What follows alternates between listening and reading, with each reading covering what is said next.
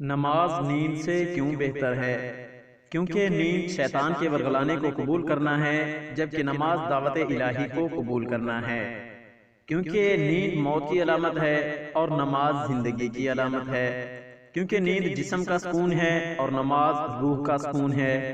کیونکہ نیند مومن و کافر دونوں شریک ہیں، مگر نماز صرف مومن کی معراج ہے۔ نماز فجر کتنی عظمت و شان والی ہے کہ اس کے دو فرض میں باری تعالیٰ کے ذمہ اور امان میں داخل کر دیتے ہیں۔ اس کی دو سنتیں دنیا و ما فیہا سے بہتر ہیں، اور اس نماز میں دن اور رات کے فرشتے حاضر ہوتے ہیں۔ جو شخص جس معمول پر زندگی بسر کرتا ہے اسی پر مرتا ہے، اور جو جس معمول پر مرتا ہے قیامت میں اسی پر اٹھایا جائے گا، لہٰذا نماز فجر کو معمول بنا لیا جائے۔ نماز فجر کی پابندی کرنے والوں کے لیے 11 بشارتیں ہیں۔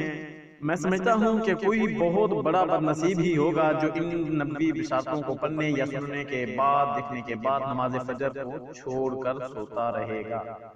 پہلی بشارت یہ ہے، بروز قیامت اسے مکمل نور حاصل ہوگا۔ پیارے آقا علیہ السلام فرماتے ہیں، بشر المشائین فی الظلم الی المساجد بالنور التام یوم القیامہ۔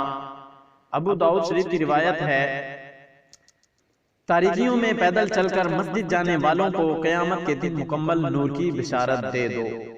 دوسری بشارت، فجر کی سنت موقدہ دنیا و ما فیہا سے افضل اور بہتر ہے، تو پھر فجر کی فرض نماز کی کیا فضیلت ہوگی۔ پیارے آقا علیہ السلام فرماتے ہیں، رکعت الفجر خیر من الدنیا و ما فیہا۔ یہ مسلم شریف کی روایت ہے، ترجمہ ہے کہ فجر کی دونوں رکعتیں یعنی سنت دنیا و ما فیہا سے بہتر ہیں۔ تیسری بشارت میں آپ کے سامنے عرض کرتے چلیں، مسجد کی طرف زیادہ قدم چل کر آنے سے زیادہ نیکیوں کا حصول۔ پیارے آقا علیہ السلام فرماتے ہیں، جو بندہ اپنے گھر سے مسجد کے لیے نکلتا ہے تو اس کے ہر ایک قدم پر 10 نیکیاں لکھی جاتی ہیں، اور مسجد میں بیٹھ کر نماز کا انتظار کرنے والا گویا مسلسل نماز پڑھ رہا ہوتا ہے، یہاں تک کہ وہ اپنے اپنے گھر کو لوٹ جائے۔ یہ مسند احمد شریف کی روایت ہے۔ چوتھی بشارت ہے، نماز فجر میں فرشتے حاضر ہوتے ہیں۔ ارشاد باری تعالیٰ ہے، اقم الصلاۃ لدلوک الشمس الی غسق اللیل وقرآن الفجر ان قرآن الفجر کان مشہودا۔ سورہ اسراء آیت نمبر 78 ہے۔ نماز کو قائم کریں، آفتاب کے ڈھلنے سے لے کر رات کی تاریکی تک، اور فجر کا قرآن پڑھنا بھی یقیناً فجر کے وقت کا قرآن پڑھنا حاضر کیا گیا ہے۔ پانچویں بشارت ہے، جہنم سے نجات۔ پیارے آقا علیہ السلام فرماتے ہیں، لن یلج النار احد صلی قبل طلوع الشمس الی آخر۔ وہ شخص ہرگز جہنم میں نہیں جائے گا جو طلوع آفتاب سے پہلے اور غروب آفتاب سے پہلے نماز پڑھے، یعنی فجر اور عصر کی نماز۔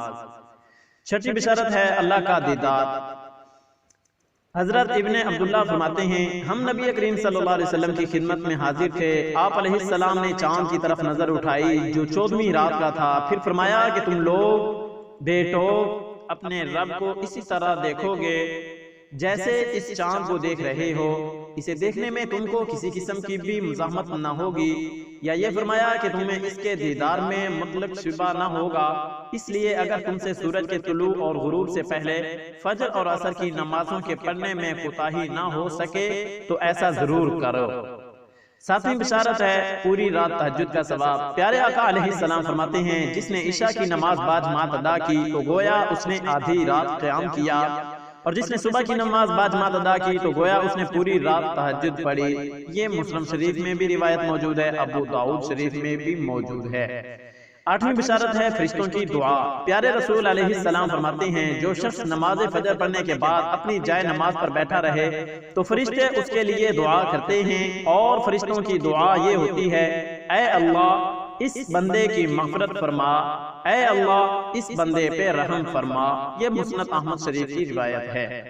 نویں بشارت ہے، مکمل حج اور عمرے کا ثواب۔ پیارے رسول صلی اللہ علیہ وسلم فرماتے ہیں، من صلی الغداۃ فی جماعت ثم قعد یذکر اللہ حتی تطلع الشمس ثم صلی رکعتین کانت لہ کاجر حجۃ وعمرۃ تامۃ تامۃ تامۃ۔ یہ روایت ترمذی شریف میں موجود ہے۔ اس کا ترجمہ ہے جو شخص فجر کی نماز باجماعت ادا کرنے کے بعد طلوع آفتاب تک بیٹھ کر اللہ کا ذکر و اذکار کرتا رہے پھر 2 رکعت نماز ادا کرے تو اسے پورا حج اور عمرے کا ثواب حاصل ہوگا۔ 10ویں بشارت ہے نماز فجر آفات و مصائب سے حفاظت کی ضامن ہے، یعنی ضمانت دینے والی ہے۔ پیارے پیارے آقا علیہ السلام فرماتے ہیں من صلی الصبح فہو فی ذمۃ اللہ الی آخر ترجمہ، جو شخص صبح کی نماز ادا کر لے تو وہ اللہ کے حفظ و امان میں آ جاتا ہے۔ یہ روایت بھی مسلم شریف میں موجود ہے۔ 11ویں بشارت ہے نماز فجر پڑھنے والے جنت میں داخل ہوں گے۔ نبی کریم صلی اللہ علیہ وسلم نے ارشاد فرمایا جس نے 2 ٹھنڈی نمازیں فجر اور عصر پڑھی تو وہ جنت میں داخل ہوگا۔